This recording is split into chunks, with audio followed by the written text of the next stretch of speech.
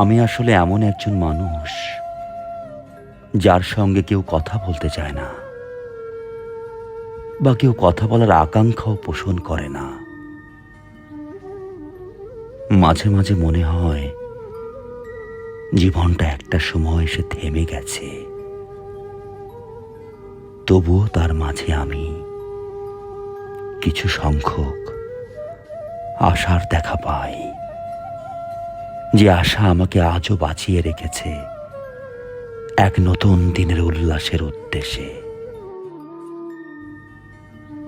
আজ নিজেকে মনে হয় এক ছন্নছাড়া পথিক, যার না আছে কোনো ঠিকানা আর না আছে কোনো বিজয়ের মুকুট।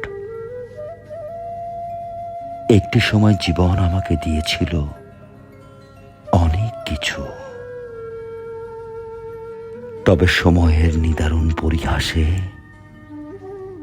আমি শুধু হয়েছি অবহেলার পাত্র, যে অবহেলা আজও আমাকে কুরে কুরে খায়। শুনেছি বয়স বাড়লে নাকি দায়িত্বটা অনেকাংশে বেড়ে যায়, তবে এই বয়সই আমার আনন্দ বিনাশের কাল হয়ে দাঁড়িয়েছে। বসে বসে ভাবি, সেই শৈশবটা কতই না ছিল রঙিন, ছিল না কোনো দায়িত্ব পরায়ণতা, ছিল না কোনো মানসিক ক্লান্তি। আজ নিস্তব্ধতার লেলিহান শিখায় দগ্ধ হচ্ছে সারাদিন।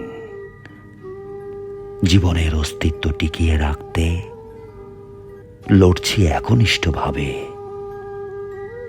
কখন যেন নিভে যায় জীবনের শেষ প্রদীপের সেই উজ্জীবিত শিখাটা।